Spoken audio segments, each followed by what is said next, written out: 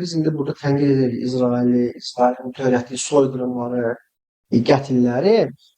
Bəziləri mən görürəm Azərbaycanda da belələri az deyil. Yazırlar ki, bəs İsrail bizə dost ölkədir, İsraili tənqid edirsiniz falan. Biz ilk növbədə demək istəyirik ki, biz İsraili tənqid etmirik. İsrailin hazırki hakimiyyətini tənqid edirik. Çünki yəni bizim də bütün Yahudilərlə heç bir dərdimiz yoxdur. Çünki hətta İsrailin özündə belə 40%, 50% civarında Yahudilər hazırda Benyamin Netanyahu'ya qarşı müxalifdirlər. Etirazlar eləyirlər, etiraz aksiyaları keçirirlər. Avropada da var insanlar. Benyamin Netanyahu'nun bu siyasətindən narazıdırlar.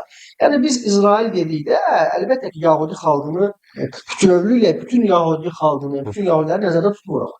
Hər millətin yaxşısı da var, pisi də var. Yəni bu təbiidir, bu bilinən bir məsələdir. Yəni burada millətçilik, millət məsələsi deyil. Burada sadəcə Benyamin Netanyahu sırf hazırda İsrailin baş naziridir, İsrail hakimiyyətinin rəhbəridir.